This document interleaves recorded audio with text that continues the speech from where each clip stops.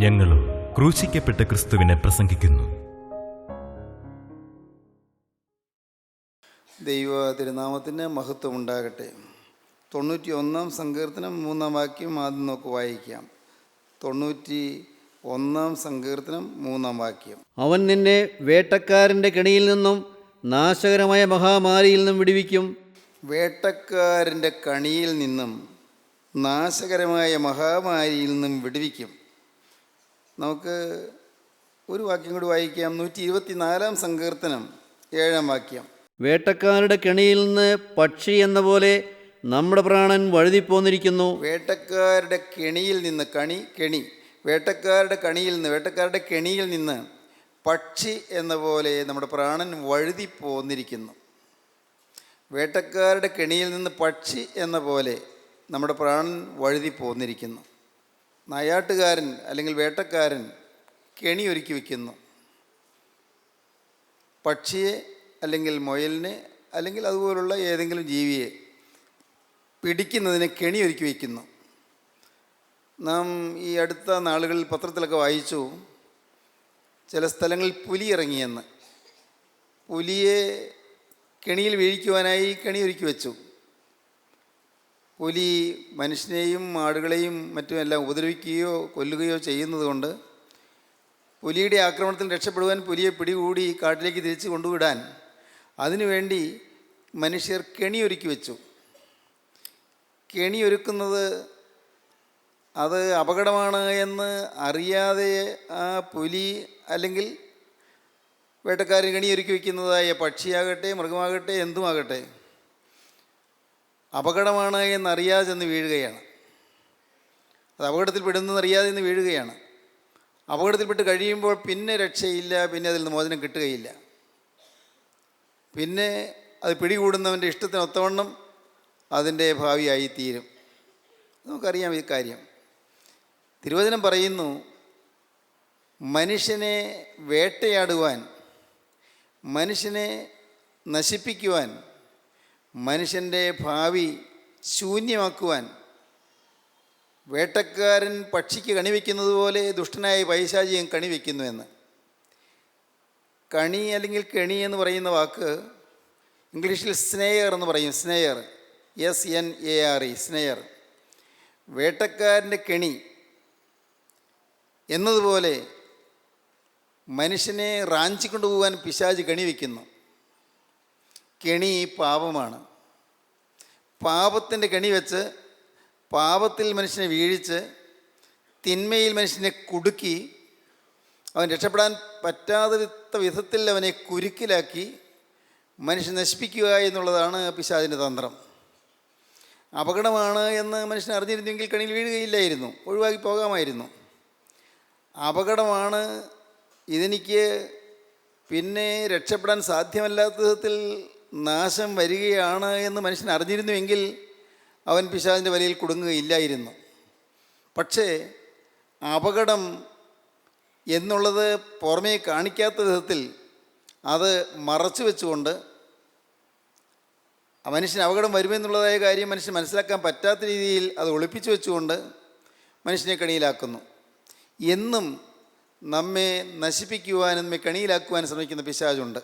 എക്കാലത്തും മനുഷ്യജാതിയെ നശിപ്പിക്കുവാൻ പിശാച് പരിശ്രമിച്ചു കൊണ്ടിരിക്കുന്നു. നമ്മെ ഓരോരുത്തരെയും ഓരോ തരത്തിലായിരിക്കുമെന്ന് മാത്രം. തിരുവചനം പറയുന്നു, നമുക്കുള്ള ശത്രു, നമുക്ക് വേണ്ടി കെണിവയ്ക്കുന്ന പിശാച്, അവന് പല യുദ്ധതന്ത്രങ്ങളുണ്ട്. സ്ട്രാറ്റജീസ് ഓഫ് വാർ, യുദ്ധതന്ത്രങ്ങൾ. ഓരോരുത്തരെ എങ്ങനെ സമീപിച്ചാലാണ് കെണിയിൽ വീഴിക്കുക എന്നുള്ളത് പിശാചിനറിയാം. ഒരാളെ വീഴിക്കാൻ കെണിവയ്ക്കുന്നത് പോലെ ആയിരിക്കില്ല വേറൊരാളെ കെണി വയ്ക്കുന്നത്. ഓരോരുത്തരുടെയും ബലഹീനവശം എന്താണെന്ന് പിശാചിനറിയാം. ഓരോരുത്തരുടെയും വീക്ക് പോയിൻ്റ് എന്താണെന്ന് പിശാചിനറിയാം. ബലഹീന വശം എന്തായെന്നറിഞ്ഞ് അവിടെ തന്നെ മനുഷ്യനെ പിടികൂടി കുരുക്കിലാക്കാനും പിശാച് പരിശ്രമിക്കുന്നു. ഇന്നത്തെ ആധുനിക ലോകത്തിൽ അനേകരും പിശാച് ഉണ്ട് എന്ന് അംഗീകരിക്കുന്നില്ല. ദൈവമുണ്ടെന്ന് പോലും അംഗീകരിക്കുന്നില്ലല്ലോ പലരും. ദൈവമുണ്ട്, പിശാചുമുണ്ട്. ക്രിസ്തുവുണ്ട്, എതിർ ക്രിസ്തുവുണ്ട്, ആൻറ്റി ക്രൈസ്റ്റ്. ക്രിസ്തുവുണ്ട്, എതിർ ക്രിസ്തുവുണ്ട്. നന്മയുണ്ട്, തിന്മയുണ്ട്. അനുഗ്രഹമുണ്ട്, ശാപമുണ്ട്. മനുഷ്യനെ നശിപ്പിക്കുന്ന പിശാച്, അങ്ങ് ആദിമകാലം മുതലേ മനുഷ്യനെ വേട്ടയാടുന്ന പിശാച്, അവൻ ഏദൻ തോട്ടത്തിലേക്ക് കടന്നു ചെന്ന് തന്ത്രപൂർവം ആദിമ മനുഷ്യനെ വഞ്ചിച്ചു. കൗശലമാണ് മനുഷ്യനെ വീഴിക്കുവാനുള്ള പിശാചിൻ്റെ കെണി. വളരെ ഉപായത്തിൽ അവൻ ഏദൻ തോട്ടത്തിൻ്റെ സമൃദ്ധിയിലേക്ക്, സന്തോഷത്തിലേക്ക്, ഐശ്വര്യത്തിലേക്ക് കടന്നു ചെന്നു. അതുവരെയും ഏദൻ തോട്ടത്തിൽ നിന്ന് സമൃദ്ധിയായിരുന്നു, സന്തോഷമായിരുന്നു, സമാധാനമായിരുന്നു. ആദാമും ഹവ്വായും ദൈവത്തോടുകൂടെ നടക്കുന്ന കാലം, ആദിമ മനുഷ്യൻ ദൈവത്തോടുകൂടെ സഞ്ചരിക്കുന്ന കാലം. മാലാഖമാർ പോലും അതിശയം കൂറിയെന്നാണ് പിതാക്കന്മാർ പറയുന്നത്. ഇറയന്മാർ ആശ്ചര്യം കൂറിയെന്ന്. മണ്ണിൻ്റെ ഉയർച്ചയിൽ ഈറേ മാലാഖമാർ ആശ്ചര്യം കൂറി. മൺമയനായ മനുഷ്യൻ്റെ അഭിവൃദ്ധിയിലും സന്തോഷത്തിലും ഐശ്വര്യത്തിലും സമാധാനത്തിലും മാലാഖമാർ പോലും അതിശയിക്കുകയും അത്ഭുതത്തോടെ നോക്കി നിൽക്കുകയും ചെയ്തു. ദൈവത്തിൻ്റെ സഹിത്വത്തിൽ മനുഷ്യൻ സന്തോഷിക്കുന്നത് കണ്ട്. ദൈവത്തിൻ്റെ സഹിത്വം ഉണ്ടെങ്കിൽ മനുഷ്യൻ എന്നും സന്തോഷമായിരിക്കും. ദൈവം നമ്മുടെ കൂടെ ഉണ്ട് എന്നുള്ള ഉറപ്പുണ്ടെങ്കിൽ, ദൈവം നമ്മോട് കൂടെ ഉണ്ട് എങ്കിൽ നമുക്കെന്നും സമാധാനമായിരിക്കും. എന്നാൽ നിത്യനായ ദൈവത്തിൻ്റെ സന്നിധിയിൽ നിന്ന് മനുഷ്യൻ തള്ളപ്പെടുന്നതിന് തന്ത്രപൂർവ്വം പിശാച് പരിശ്രമിച്ചു. അങ്ങനെയാണ് ഏദൻ തോട്ടത്തിലെ മനുഷ്യൻ്റെ വീഴ്ച. ഇന്നും ദുഷ്ടപിശാച് മനുഷ്യനെ വേട്ടയാടിക്കൊണ്ടിരിക്കുന്നു. തിരുവചനം പറയും, എഫേസ്യ ലേഖനം 6-ാം അധ്യായത്തിൻ്റെ 10-ാം വാക്യം മുതൽ വായിക്കുമ്പോൾ കാണാം, നമുക്ക് പോരാട്ടമുള്ളത് ജഡരക്തങ്ങളോടല്ല എന്ന്. നമുക്ക് യുദ്ധമുള്ളത് ശരീരവും രക്തവുമുള്ള മനുഷ്യരോടല്ല. നമുക്ക് പോരാട്ടമുള്ളത് ജഡരക്തങ്ങളോടല്ല. പിന്നെ ആരോടാണ്? വാഴ്ചകളോടും അധികാരങ്ങളോടും. പൈശാചിക ശക്തിക്ക് ചില അധികാരങ്ങളുണ്ട്, അവർക്ക് ചില വാഴ്ചകളുണ്ട്. ഓരോ ദേശത്തിൻ്റെ മേലും വാഴുവാനുള്ള അധികാരമുള്ള പൈശാചിക ശക്തിയുണ്ട്. ഓരോ ഭവനത്തിൻ്റെ മേലും വാഴുവാനുള്ള അധികാരമുള്ള ദുഷ്ടപിശാചുക്കളുണ്ട്. ഭൂതാത്മാക്കൾ, പ്രേതാത്മാക്കൾ, പൈശാചിക ശക്തി, ഈവിൾ സ്പിരിറ്റ്സ്, ദുരാത്മാക്കൾ. ടെറിട്ടോറിയൽ കമാൻഡേഴ്സ് ഉണ്ട് പിശാചിന്. എന്ന് പറഞ്ഞാൽ പ്രാദേശികമായും ദേശീയമായുമുള്ള പൈശാചിക സൈന്യ അധിപതിന്മാരുണ്ട്. നമുക്ക് വായിക്കാം, എഫേസ്യ ലേഖനം 6-ാം അധ്യായത്തിൽ നമുക്ക് പോരാട്ടമുള്ളത് ജഡരക്തങ്ങളോടല്ല എന്ന് തുടങ്ങുന്ന വാക്യം നമുക്ക് വായിക്കാം. നമുക്ക് പോരാട്ടമുള്ളത് ജഡരക്തങ്ങളോടല്ല, നമുക്ക് യുദ്ധമുള്ളത് ജഡരക്തങ്ങളോടല്ല, മനുഷ്യരോടല്ല, വാഴ്ചകളോടും അധികാരങ്ങളോടും, ആഴ്ചകളോടും അധികാരങ്ങളോടും, ഈ അന്ധകാരത്തിൻ്റെ ലോകാധിപതികളോടും. അന്ധകാരത്തിൻ്റെ ലോകാധിപതികൾ, ഇരുളിൻ്റെ ലോകത്തിൻ്റെ അധിപതികൾ, അന്ധകാരത്തിൻ്റെ ലോകാധിപതികളോടും, സ്വർലോകങ്ങളിലെ ദുഷ്ടാത്മസേനയോടുമത്രേ. ദുഷ്ടാത്മസേന, അയാറിൽ പതിയിരിക്കുന്ന ദുഷ്ടാത്മസേനയോടുമത്രേ. അതുകൊണ്ട് നിങ്ങൾ ദുർദിവസത്തിൽ എതിർപ്പാനും, അതുകൊണ്ട് യുദ്ധം വരുമ്പോൾ, ദുർദിവസത്തിൽ, നിങ്ങൾക്ക് പ്രയാസം വരുന്ന സമയങ്ങളിൽ, ദുർദിവസത്തിൽ, പോരാട്ടത്തിൻ്റെ നാളുകളിൽ എതിർപ്പാനും, സകലവും സമാപിച്ചിട്ട് ഉറച്ചു നിൽപ്പാനും കഴിയേണ്ടതിന്, എല്ലാം കഴിഞ്ഞിട്ട് ഉറച്ചു നിൽപ്പാനും കഴിയേണ്ടതിന് ദൈവത്തിൻ്റെ സർവായുധവർഗം എടുത്തുകൊള്ളുവീൻ. ദിവസത്തിൽ എതിർക്കണം, യുദ്ധം കഴിഞ്ഞ് ഉറച്ചു നിൽക്കണം. യുദ്ധം കഴിഞ്ഞ് പട്ടുകിടക്കുകയല്ല, വീണ് കിടക്കുകയല്ല, മരിച്ചു പോവുകയല്ല വേണ്ടത്, തോറ്റുകിടക്കുകയല്ല വേണ്ടത്. യുദ്ധം കഴിഞ്ഞ് ജയത്തോടെ നിൽക്കണം. അതുകൊണ്ട് നിങ്ങൾ ദുർദിവസത്തിൽ എതിർപ്പാനും സകലവും സമാപിച്ചിട്ട് ഉറച്ചു നിൽപ്പാനും കഴിയേണ്ടതിന് ദൈവത്തിൻ്റെ സർവായുധവർഗം എടുത്തുകൊള്ളുവീൻ. സർവായുധവർഗം എടുത്തുകൊള്ളുവീൻ. ആയുധധാരികളായിട്ട് നിൽക്കണം. എപ്പോഴും യുദ്ധത്തിന് സജ്ജരായി, യുദ്ധത്തിന് തയ്യാറെടുപ്പുള്ളവരായി നിൽക്കണം. ഭീകരമായ യുദ്ധം നടക്കുകയാണ്, ഭയങ്കരമായ യുദ്ധം, വിശ്വാസിയും ദുരാത്മാക്കളും തമ്മിലുള്ള യുദ്ധം, മനുഷ്യനെ പാവത്തിൽ വീഴിക്കുവാനുള്ള കെണിയൊരുക്കുന്ന പിശാചിൻ്റെ തന്ത്രം, അത് നമ്മിൽ ഫലപ്പെടാതിരിക്കാൻ നാം ജാഗരൂകരായിരിക്കേണ്ടതാണ്, നാം കരുതലോടിരിക്കേണ്ടതാണ്, നാം എപ്പോഴും സൂക്ഷ്മതയുള്ളവരായിരിക്കേണ്ടതാണ്. തിരുവചനം പറയും, യോഹന്നാൻ്റെ 1-ാമത്തെ ലേഖനം 5-ാം അധ്യായം അവസാന ഭാഗത്ത് പറയും, ദൈവത്തിൽ നിന്ന് ജനിച്ചവൻ തന്നെത്താൻ സൂക്ഷിക്കുന്നു, ദുഷ്ടൻ അവനെ തൊടുന്നതുമില്ല. കെണിയൊരുക്കം പിശാച്, പക്ഷേ പിശാചിനെ നമ്മെ തൊടാൻ സാധിക്കുകയില്ല. കാരണം എന്താണ്? നാം നമ്മെ തന്നെ സൂക്ഷിക്കുന്നു. എനിക്ക് അപകടമുണ്ട്, എന്നെ വീഴിക്കാൻ പിശാച് കാത്തു നിൽക്കുന്നുണ്ട്, എന്നെ കെണിയിലാക്കാൻ പിശാച് നോക്കി നിൽക്കുന്നുണ്ട്, എന്നെ നാശത്തിലേക്ക് കൊണ്ടുപോകാൻ പിശാച് വല ഒരുക്കിയിട്ടുണ്ട്, അവൻ എന്നെ വലയിൽ കുരുക്കി എന്നെ കൊല്ലുവാൻ, എന്നെ നശിപ്പിക്കുവാൻ, നരകത്തിലേക്ക് തള്ളിക്കളയുവാൻ അവൻ പരിപാടി തയ്യാറാക്കിയിട്ടുണ്ട്. ഈ ബോധ്യത്തോടുകൂടി മനുഷ്യൻ എപ്പോഴും ജാഗ്രതയോടിരിക്കും. ഒരു ചെറിയ കോപം വരാൻ തുടങ്ങുമ്പോൾ നാം ജാഗ്രതയുള്ളവരായിരിക്കും. പാടില്ലല്ലോ, എന്നെ നശിപ്പിക്കാൻ പിശാച് വരുന്നല്ലോ. ഒരു ഈർഷ്യയോ മുഷിച്ചലോ അല്ല, പകയോ വിദ്വേഷമോ പരിഭവമോ പരാതിയോ ഉള്ളത്തിൽ മുട്ടിടാൻ തുടങ്ങുമ്പോഴേക്കും അത് മുളയ്ക്കാൻ തുടങ്ങുമ്പോഴേക്കും പെട്ടെന്ന് ജാഗരൂകരായിരിക്കും. ദൈവത്തിൽ ജനിച്ചവൻ തന്നെ താൻ സൂക്ഷിക്കുന്നു. പാടില്ലല്ലോ, ഇതെനിക്ക് അപകടമാണല്ലോ, പിശാച് എന്നെ കെണിയിൽ വീഴിക്കാൻ വരുന്നല്ലോ, അവൻ കെണി ഒരുക്കിയിരിക്കുന്നുവല്ലോ. ഈ കോപത്തിൻ്റെ കെണിയിൽ, ഈ വൈരാഗ്യത്തിൻ്റെ കെണിയിൽ, ഈ അസൂയയുടെ കെണിയിൽ, ഈ അശുദ്ധിയുടെ കെണിയിൽ പിശാചിനെ വീഴിക്കാൻ അവൻ വല വിരിച്ചിരിക്കുന്നല്ലോ. കർത്താവെ രക്ഷിക്കണമേ. ഉടനെ നാം പ്രാർത്ഥിക്കുന്നു, ദൈവത്തിന് ജനിച്ചവൻ തന്നെത്താൻ സൂക്ഷിക്കുന്നു, ദുഷ്ടനവനെ തൊടുന്നതുമില്ല. ദാനിയേൽ പ്രവാചകൻ്റെ പുസ്തകം 10-ാം അധ്യായം വായിക്കുമ്പോൾ കാണാം, അവിടെ പിശാചുക്കൾക്ക് ടെറിട്ടോറിയൽ കമാൻഡേഴ്സ് ഉണ്ട് എന്ന്. കെണിയൊരുക്കുന്ന പിശാചുക്കൾ പ്രാദേശികമായ സൈന്യ തലവന്മാരുണ്ട് എന്ന്. ദാനിയേൽ പ്രവാചകൻ്റെ പുസ്തകം 10-ാം അധ്യായം വായിക്കുമ്പോൾ അവിടെ വ്യക്തമായിട്ട് പറയുന്നു, ദാനിയേൽ പ്രവാചകൻ പ്രാർത്ഥിച്ച് ഉപവാസത്തോടെ ദൈവത്തിൻ്റെ കൃപയ്ക്ക് വേണ്ടി യാചിച്ചു കൊണ്ടിരുന്ന സമയത്ത് പ്രവാചകൻ പ്രത്യേകിച്ച് ഉപവാസമെടുത്ത് പ്രാർത്ഥിക്കാൻ തുടങ്ങി. ഉപവാസത്തോടെ പ്രാർത്ഥിക്കാൻ തുടങ്ങി. പ്രവാചകൻ ഉപവാസത്തോടെ പ്രാർത്ഥിച്ചത് ജനത്തിന് വേണ്ടിയാണ്. അന്ന് ദൈവജനം ബാബിലോണിയായിൽ അടിമത്തത്തിലാണ്. അടിമത്തത്തിൽ ആണ്ടുപോയ ജനത്തിന് എന്നാണ് ദൈവമേ ഒരു വിടുതൽ ലഭിക്കുന്നത്? ഈ ജനത്തിന് വിദേശി ആധിപത്യത്തിൽ നിന്നൊരു മോചനം കിട്ടുന്നത് എന്നാണ്? എൻ്റെ കർത്താവെ രക്ഷിക്കണമേ, ജനത്തെ രക്ഷിക്കണമേ. ഞങ്ങളിന്ന് അടിമത്തത്തിലാണ്. ഞങ്ങൾ ദൈവജനം, ദൈവമക്കൾ ഇന്ന് ബാബിലോണിയൻ ചക്രവർത്തിയായ നെബൂഖദ്നേസറിൻ്റെ അടിമത്തത്തിലാണ്. ഈ അടിമത്തത്തിൽ ഞങ്ങൾക്ക് മോചനം വേണമല്ലോ. എന്നാണ് മോചനം കിട്ടുക? യിരെമ്യാ പ്രവാചകൻ മുഖാന്തരം അരുളി ചെയ്ത ദൈവിക അരുളപ്പാടിൽ ദൈവജനത്തിൻ്റെ മോചനം ഉണ്ട് എന്ന ഒരു വാഗ്ദത്തം കിട്ടിയിട്ടുണ്ട്. അതെന്നാണ് ദൈവമേ കിട്ടുന്നത്? ദാനിയേൽ പ്രവാചകൻ ഇരുന്ന് ഉപവാസത്തോടെ പ്രാർത്ഥിക്കാൻ തുടങ്ങി. 21 ദിവസം ഉപവാസം എടുത്ത് പ്രാർത്ഥിച്ചു. പക്ഷേ പ്രാർത്ഥന തുടങ്ങിയപ്പോൾ തന്നെ ദൈവം ദാനിയേൽ പ്രവാചകന് ദൈവികമായ ദൂത്, ദൈവികമായ അനുഗ്രഹത്തിൻ്റെ വാഗ്ദത്തം നൽകി. ദൈവം തൻ്റെ ദൂതനെ അയച്ചു, മാലാഖയെ അയച്ചു, ഗബ്രിയേൽ ദൂതനെ അയച്ചു. ഗബ്രിയേൽ മാലാഖ ദൈവത്തിൻ്റെ അനുഗ്രഹത്തിൻ്റെ സന്ദേശവുമായി ദാനിയേൽ പ്രവാചകൻ്റെ അടുക്കിലേക്ക് വരികയാണ്. പക്ഷേ ദൈവത്തിൻ്റെ ദാസനുള്ള ദൈവിക സന്ദേശവുമായി, വാഗ്ദത്തത്തിൻ്റെ സന്ദേശവുമായി വരുന്ന ദൈവത്തിൻ്റെ മാലാഖയെ തടുത്തുകൊണ്ട് ആയാറിൽ, ഈ അന്തരീക്ഷത്തിൽ ദുരാത്മസേനകളിൽ നിന്ന് യുദ്ധം ചെയ്തു. അതിനെക്കുറിച്ച് ദാനിയേൽ പ്രവാചകന്റെ പുസ്തകം 10-ാം അധ്യായത്തിൽ വ്യക്തമായിട്ട് ചില കാര്യങ്ങൾ പറയുന്നത് നമുക്ക് വായിച്ച് കേൾക്കാം. ദൈവത്തിന് സ്തോത്രം. വായിക്കാം 12-ാം വാക്യം മുതൽ.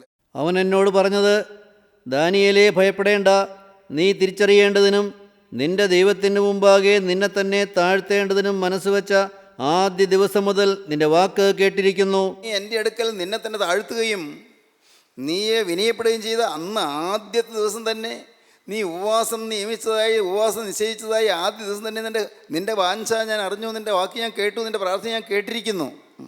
നിന്റെ വാക്ക് ഹേതുവായി തന്നെ ഞാൻ വന്നിരിക്കുന്നു. നിന്റെ വാക്ക് ഹേതുവായി തന്നെ ഇതാ ഞാൻ വന്നിരിക്കുന്നതിനേക്കുള്ള അരുളപ്പാടുമായി ഞാൻ ഇതാ വന്നിരിക്കുന്നു. പാഴ്സി രാജ്യത്തിൻ്റെ പ്രഭു 21 ദിവസം എന്നോട് എതിർത്തു നിന്നു. പാർസി രാജ്യത്തിൻ്റെ പ്രഭു 21 ദിവസം എന്നോട് എതിർത്തു നിന്നു. അന്ന് രാജ്യം വാഴുന്നത് നെബൂഖദ്നേസറിൻ്റെ കാലശേഷം ഉണ്ടായ പേർഷ്യൻ സാമ്രാജ്യമാണ്. പേർഷ്യൻ സാമ്രാജ്യത്തിൽ അന്ന് ഡേറിയസ് ചക്രവർത്തി, ദാര്യാവേശ് രാജാവ് അന്ന് ഭരണം നടത്തിക്കൊണ്ടിരിക്കുകയാണ്. പാർസി രാജ്യത്തിന്, പേർഷ്യൻ രാജ്യത്തിന്, അന്നത്തെ ഡേറിയസ് ചക്രവർത്തിയുടെ പേർഷ്യൻ സാമ്രാജ്യത്തിന് മുഴുവനും ആധിപത്യമായി പിശാച് ഒരു സൈന്യ തലവനെയാക്കിയിട്ടുണ്ട്. ദുരാത്മസേനകളുടെ അധിപതിയാക്കിയിട്ടുണ്ട്. പാർസി രാജ്യത്തിൻ്റെ പ്രഭു 21 ദിവസം എന്നോട് എതിർത്ത് നിന്നു. ദൈവത്തിൻ്റെ മാലാഖ ദാനിയേൽ പ്രവാചകൻ്റെ അരികിലേക്ക് പോകുന്നതിന് തടസ്സപ്പെടുത്തിക്കൊണ്ട് 21 ദിവസം പാർസി രാജ്യത്തിൻ്റെ പ്രഭുവായ ആ ദുരാത്മസേനകളുടെ തലവൻ, പടത്തലവൻ ദാനിയേലിൻ്റെ അടുക്കലേക്കുള്ള ദൂതുമായി വരുന്ന ദൈവത്തിൻ്റെ മാലാഖയെ തടുത്തു നിന്നു. പാർസി രാജ്യത്തിൻ്റെ പ്രഭു 21 ദിവസം എന്നോട് എതിർത്ത് നിന്നു. എങ്കിലും പ്രധാന പ്രഭുക്കന്മാരിൽ ഒരുത്തനായ മീഖായേൽ എന്നെ സഹായിപ്പാൻ വന്നു. ഈ വലിയ യുദ്ധം അയാറിൽ നടക്കുകയാണ്. പേർഷ്യൻ സാമ്രാജ്യത്തിൻ്റെ എല്ലാ ജനത്തെയും നശിപ്പിക്കുവാനും കെണിവയ്ക്കുവാനും പൈശാചിക സൈന്യം നിൽക്കുന്നു. ആ ദുരാത്മസേനകളുടെ തലവൻ തടുത്തു നിൽക്കുന്നു. അവനെ ദൈവത്തിൻ്റെ ദൂതനായ ഗബ്രിയേലിന് ജയിക്കാൻ പറ്റാത്ത വിധത്തിൽ അത്ര ശക്തമായ എതിർപ്പാണുണ്ടായത്. അപ്പോൾ പ്രധാന ദൂതനായ മീഖായേൽ ഗബ്രിയേൽ ദൂതനെ സഹായിപ്പാൻ വന്നു. അതിന് അടുത്ത വാക്യം അതാണ്, എങ്കിലും പ്രധാന പ്രഭുക്കന്മാരൊരുത്തനായ മീഖായേൽ എന്നെ സഹായിപ്പാൻ വന്നു. അവനെ ഞാൻ പാഴ്സി രാജാക്കന്മാരോട് കൂടെ അവിടെ വിട്ടേച്ച്. അപ്പോഴേക്കും മീഖായേൽ വന്നപ്പോഴേക്കും പാർസി പ്രഭുവിൻ്റെ കൂടെ പാർസി രാജാക്കന്മാരുണ്ടായി. എന്ന് പറഞ്ഞാൽ എല്ലാം പൈശാചിക സേനയാണ്. പാർസി രാജാക്കന്മാർ, ടെറിട്ടോറിയൽ സൈന്യത്തിൻ്റെ കമാൻഡേഴ്സ് അനേകരെ കൂടി പല സ്ഥലത്തു നിന്നും ദുരാത്മാക്കളെല്ലാം കൂടി അവിടെ ശ്രദ്ധ കേന്ദ്രീകരിച്ചു. ദൈവദാസനായ ദാനിയേൽ ഉപവാസം എടുത്തപ്പോൾ ദാനിയേലിന് കിട്ടേണ്ടതായ ദൈവീക വാഗ്ദത്തം തടയുന്നതിന് ദുരാത്മസേനകളുടെ തലവന്മാർ ഒത്തൊരുമിച്ച് കൂടി പാർസി രാജാക്കന്മാർ വന്നുകൂടി. അവരെ അവിടെ യുദ്ധം ചെയ്യാൻ മീഖായേലിനെ ആക്കിയിട്ട്, ഞാനിപ്പോൾ നിൻ്റെ അടുക്കിലേക്ക് ബന്ധപ്പെട്ട് വന്നിരിക്കുന്നു, നിനക്കുള്ള ദൂതുമായി വന്നിരിക്കുന്നു.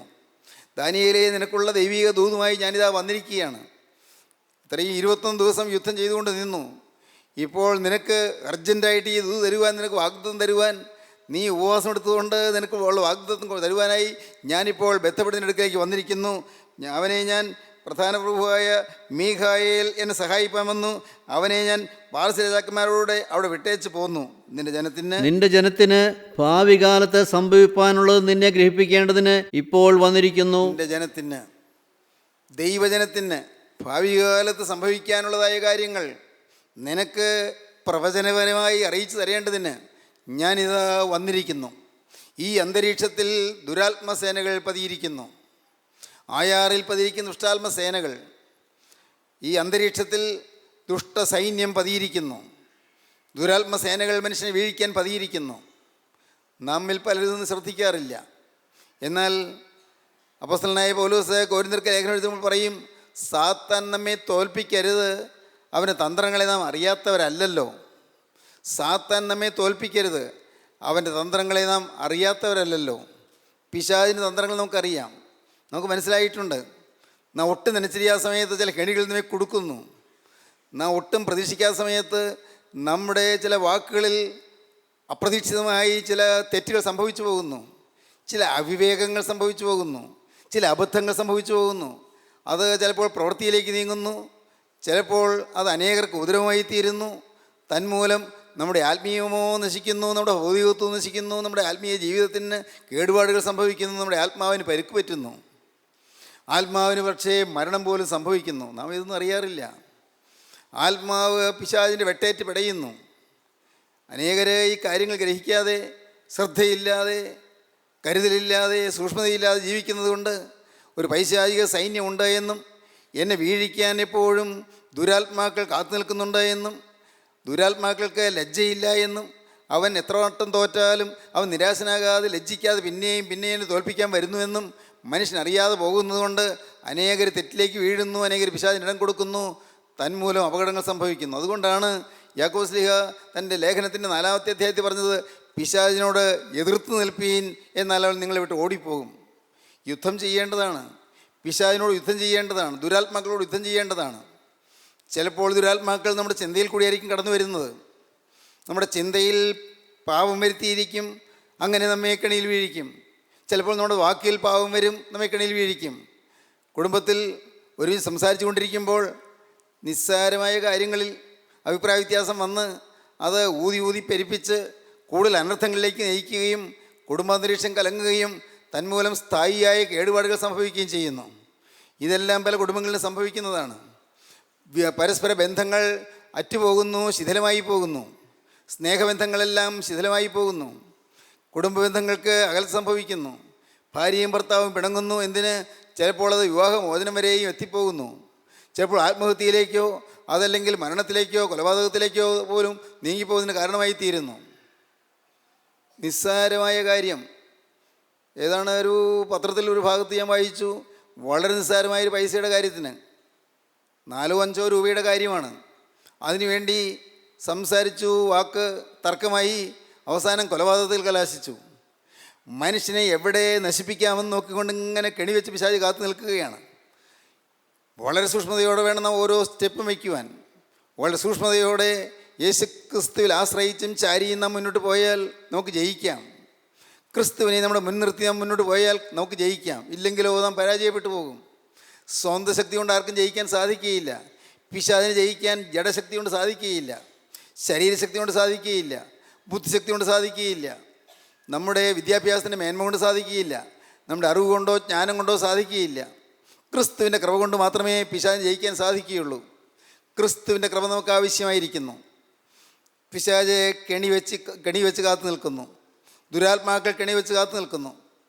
വേട്ടക്കാരൻ്റെ കണിയിൽ നിന്ന് പക്ഷി എന്ന പോലെ ഞാൻ വഴുതി പോന്നിരിക്കുന്നതാണ് ദാവീദ് പറയുന്നത്. വേട്ടക്കാരൻ കണി വെച്ചു, പക്ഷേ ഞാനതിൽ നിന്ന് വഴുതി പോന്നു എന്ന് ദാവീദ് പറയുന്നു. തക്ക സമയത്ത് ദൈവം എന്നെ രക്ഷിച്ചു, ഇല്ലെങ്കിൽ ഞാൻ എന്നേക്കുമായി നശിച്ചു പോകുമായിരുന്നു ദാവീദ് പറയുന്നു. വേട്ടക്കാരൻ്റെ കണിയിൽ പെട്ടുപോയി, പക്ഷേ പക്ഷി എന്ന പോലെ, കണിയിൽ നിന്ന് രക്ഷപ്പെട്ട പക്ഷി എന്ന പോലെ ഞാൻ വഴുതി പോന്നു. ദാവീദ് അതുകൊണ്ട് 91 സങ്കീർത്തനം പറഞ്ഞു, അവൻ എന്നെ വേട്ടക്കാരൻ്റെ കണിയിൽ നിന്നും നാശകരമായ മഹാമാരിയിൽ നിന്നും വിടുവിക്കുമെന്ന്. വേട്ടക്കാരൻ കണിവെച്ച് നിന്നെ കെണിയിലാക്കി, എന്നാൽ നിന്നെ അവൻ വിടുവിക്കും, ക്രിസ്തു വിടുവിക്കുമെന്നാണ് പറയുന്നത്. നമുക്ക് 1-2 വാക്യങ്ങൾ വായിക്കാം. 119 സങ്കീർത്തനം എടുക്കാം. 119 സങ്കീർത്തനം 110 വാക്യം വായിക്കാം. 119 110. ദുഷ്ടന്മാർ എനിക്ക് കെണിവെച്ചിരിക്കുന്നു, എനിക്ക് കണിവെച്ചിരിക്കുന്നു, എന്നാലും ഞാൻ നിന്റെ പ്രമാണങ്ങളെ ഉപേക്ഷിക്കുന്നില്ല. ദുഷ്ടന്മാർ എനിക്ക് കണിവെച്ചിരിക്കുന്നു, എന്നാൽ ഞാൻ നിന്റെ പ്രമാണം ഉപേക്ഷിക്കുന്നില്ല. നിന്റെ പ്രമാണം ഞാൻ ഉപേക്ഷിക്കുന്നില്ല. ദൈവത്തിൻ്റെ പ്രമാണം ഉപേക്ഷിക്കാതിരിക്കണം. ദൈവത്തിൻ്റെ വചനത്തെ മുറുകെ പിടിച്ചുകൊള്ളണം. വചനമെന്ന വാളുകൊണ്ട് വേണം ശത്രുവിനെ വെട്ടാൻ, ശത്രുവായ പൈശാചിനെ വെട്ടാൻ. നമുക്ക് ശത്രുവിൻ്റെ ആക്രമണം വരുമ്പോൾ നമുക്ക് തടുക്കാൻ അനേകം ആയുധങ്ങളുണ്ട്. പക്ഷേ അങ്ങോട്ട് കയറി വെട്ടാൻ ഒരായുധമേ ഉള്ളൂ. അങ്ങോട്ട് കയറി വെട്ടാനുള്ള ആയുധം അത് വചനമെന്ന വാളാണ്. ദൈവത്തിൻ്റെ വചനമാകുന്ന വാള്. വചനമെന്ന വാള് കയ്യിലുണ്ടെങ്കിൽ എന്ന് പറഞ്ഞാൽ വചനം നമ്മുടെ ഹൃദയത്തിലുണ്ടെങ്കിൽ, വചനത്തിലുള്ളതായ വിശ്വാസവും ആശ്രയവും നമ്മുടെ ഹൃദയത്തിലുണ്ടെങ്കിൽ നമുക്ക് ശത്രുവായി പൈശാചികനെ ജയിക്കാം. വേട്ടക്കാരന് കണിയിൽ നോക്കുമ്പോൾ രക്ഷപ്പെടാം. വചനമെന്ന വാള്. തീമോത്തിയോസിൻ്റെ 1-ാമത്തെ ലേഖനം 3-ാം അധ്യായം 7-ാം വാക്യം വായിക്കാം. തീമോത്തിയോസിൻ്റെ 1-ാമത്തെ ലേഖനം 3-ാം അധ്യായം 7-ാം വാക്യം. നിന്നയിലും പിശാചിൻ്റെ കെണിയിലും കുടുങ്ങാതിരിപ്പാൻ പുറമെയുള്ളവരോട് നല്ല സാക്ഷ്യം പ്രാപിച്ചവനുമായിരിക്കണം. നിന്നയിലും പിശാചിൻ്റെ കെണിയിലും കുടുങ്ങാതിരിപ്പാൻ നല്ല സാക്ഷ്യം പ്രാപിച്ചിരിക്കണം. 1 വചനം, 2 നല്ല സാക്ഷ്യം. അതുകൊണ്ട് മാത്രമേ കെണിയിൽ രക്ഷപ്പെടാൻ സാധിക്കുകയുള്ളൂ. വചനം നമ്മുടെ കൈവശം ഉണ്ടായിരിക്കണം. നമ്മുടെ ഹൃദയത്തിൽ വചനം സംഗ്രഹിക്കണം. നാം വേദപുസ്തകത്തിൽ വായിക്കുന്ന ഈ വചനം ഉണ്ടല്ലോ, അത് നമ്മുടെ ഹൃദയത്തിൽ സംഗ്രഹിച്ച് വയ്ക്കണം. വചനം നമുക്ക് വെളിച്ചമായിരിക്കും. വചനം നമ്മുടെ പാതയ്ക്ക് പ്രകാശമായിരിക്കും. വചനം നമ്മെ വഴി നടത്തും. വചനമെന്ന വാള്. വചനം നമ്മുടെ നാവിലുണ്ടായിരിക്കണം. വചനം നമ്മുടെ ഹൃദയത്തിലുണ്ടായിരിക്കണം. വചനം നമ്മുടെ ജീവിതത്തിലുണ്ടായിരിക്കണം. വചനാനുസൃതമല്ലാത്ത ഒന്നിനും നമ്മെ കിട്ടരുത്. വചനാനുസൃതമല്ലാത്ത, വചനത്തിന് ചേരാത്ത ഒരൊറ്റ കാര്യം, നിസ്സാര കാര്യം പോലും എൻ്റെ ജീവിതത്തിൽ വരരുത് എന്നുള്ള നിർബന്ധം നമുക്കുണ്ടായിരിക്കണം. വചനമെന്ന വാള്. ഈ വചനം വേണം. തന്നെയല്ല, സാക്ഷ്യം വേണം. വചനം കൊണ്ടും സാക്ഷ്യം കൊണ്ടും നമുക്ക് ജയം നേടാം. വചനം കൊണ്ട് ജയം നേടാം. സാക്ഷ്യ ജീവിതം വേണം. ജീവിതത്തിൽ സാക്ഷ്യം വേണം. അതാണ് വെളിപ്പാട് പുസ്തകം 12-ാം അധ്യായത്തിൽ പറയുന്നത്. വെളിപ്പാട് പുസ്തകം 12-ാം അധ്യായത്തിൽ നാം വായിക്കുന്നുണ്ട്, മനുഷ്യൻ ജയം നേടുന്നത് എങ്ങനെയാണ്? വചനം കൊണ്ടും ദൈവത്തിൻ്റെ കൃപയുടെ വചനം കൊണ്ടും ജീവിതത്തിലുള്ളതായ സാക്ഷ്യം കൊണ്ടും ജയം നേടാമെന്ന് വെളിപ്പാട് പുസ്തകം 12-ാം അധ്യായത്തിൽ പറയുന്നു. നമുക്ക് വായിക്കാം. വെളിപ്പാട് പുസ്തകം 12-ാം അധ്യായം 10-ാം വാക്യം നമുക്ക് വായിക്കാം. അപ്പോൾ ഞാൻ സ്വർഗത്തിലൊരു മഹാശബ്ദം പറഞ്ഞു കേട്ടത്, ഇപ്പോൾ നമ്മുടെ ദൈവത്തിൻ്റെ രക്ഷയും ശക്തിയും രാജ്യവും അവൻ്റെ ക്രിസ്തുവിൻ്റെ ആധിപത്യവും തുടങ്ങിയിരിക്കുന്നു. നമ്മുടെ സഹോദരന്മാരെ രാപ്പകൽ ദൈവസന്നിധിയിൽ കുറ്റം ചുമത്തുന്ന അപവാദിയെ തള്ളിയിട്ട് കളഞ്ഞുവല്ലോ. എങ്ങനെയാണ് തള്ളിയിട്ട് കളഞ്ഞത്? അവർ അവനെ കുഞ്ഞാടിൻ്റെ രക്തം ഹേതുവായിട്ടും യേശുക്രിസ്തുവിൻ്റെ തിരുരക്തം ഹേതുവായിട്ട് പിശാചിനെ ജയിച്ചു. തങ്ങളുടെ സാക്ഷ്യവചനം ഹേതുവായിട്ടും ജയിച്ചു. സാക്ഷ്യവചനം ഹേതുവായിട്ടും ജയിച്ചു. സാക്ഷ്യവചനം. ജീവിതത്തിൽ സാക്ഷ്യം ഉണ്ടായിരിക്കണം. പ്രിയപ്പെട്ടവരെ, യേശുക്രിസ്തുവിൻ്റെ രക്തത്താൽ ജയമുണ്ട്. യേശുക്രിസ്തുവിന് തിരുരക്തം തരുന്ന ജീവിതത്തിൻ്റെ സാക്ഷ്യമുണ്ട്. അതുകൊണ്ട് മാത്രമേ പിശാചിനെ ജയിക്കാൻ സാധിക്കുകയുള്ളൂ. നമ്മുടെ പ്രസംഗം കൊണ്ട് പിശാചിനെ ജയിക്കാൻ സാധിക്കുകയില്ല. നമ്മുടെ ബുദ്ധി കൊണ്ടോ ജ്ഞാനം കൊണ്ടോ പിശാചിനെ ജയിക്കാൻ സാധിക്കുകയില്ല. നമ്മുടെ കഴിവ് കൊണ്ട് പിശാചിനെ ജയിക്കാൻ സാധിക്കുകയില്ല. യേശുക്രിസ്തുവിൻ്റെ തിരുരക്തത്തിൻ്റെ ശക്തിയാൽ മാത്രം പിശാചിനെ ജയിക്കാം. യേശുക്രിസ്തുവിൻ്റെ തിരുരക്തത്തിലുള്ളതായ ശരണം കൊണ്ട് മാത്രം ശത്രുവായി പൈശാചിനെ ജയിക്കാം. മാത്രമല്ല, നമ്മുടെ ജീവിതത്തിൻ്റെ അനുഭവ സാക്ഷ്യം, ജയത്തിൻ്റെ സാക്ഷ്യം, വിശുദ്ധ ജീവിതത്തിൻ്റെ സാക്ഷ്യം, ഏത് സാഹചര്യത്തിലും വിശുദ്ധിയെ മുറുകെ പിടിച്ചുകൊണ്ട് നിന്നു എന്നുള്ള അനുഭവത്തിൻ്റെ സാക്ഷ്യം. സാക്ഷ്യം നിമിത്തം നമുക്ക് ജയിക്കാം. സ്നേഹിതരെ, നമുക്ക് പൈശാചിനെ ജയിക്കണം. പൈശാചിനെ ജയിച്ച് പിശാചൊരുക്കിയ കെണിയിൽ നിന്ന് രക്ഷപ്പെട്ട് നമ്മുടെ കർത്താവായ യേശുക്രിസ്തുവിന് വേണ്ടി നമ്മുടെ ഹൃദയത്തിൽ നാം ഇടം കൊടുത്ത് നാം വിശ്വസ്തയോടെ വിശുദ്ധിയോടെ നമുക്ക് ജീവിക്കണം. ഈ ലോക ജീവിതം താൽക്കാലികമല്ലേ? ഈ ലോക ജീവിതം കഴിഞ്ഞൊരു ദിവസം അക്കരയ്ക്ക് നാം ചെല്ലുമ്പോൾ കർത്താവായ യേശുവിൻ്റെ സന്നിധിയിൽ നാം ചെല്ലുമ്പോൾ പൈശാചികൻ്റെ സകല സ്വാധീനവും വിട്ടവരായി നാം ചെന്ന് യേശുവിൻ്റെ തൃപ്പാദം നാം മൊത്തണം. അവൻ്റെ പാദപീഠത്തിൽ നമുക്ക് ചെന്ന് അണയണം. സ്നേഹിതരെ, ആ ഭാഗ്യം നമുക്ക് ലഭിക്കേണ്ടതിന് ഇപ്പോൾ നിങ്ങൾ ക്രിസ്തുവിൻ്റെ തിരുരക്തത്തിൽ നിങ്ങളുടെ ജീവിതം നിങ്ങൾ അർപ്പണം ചെയ്തുകൊണ്ട് പ്രാർത്ഥിക്കൂ. കർത്താവേ, തിരുരക്തത്താൽ എന്നെ കഴുകണമേ.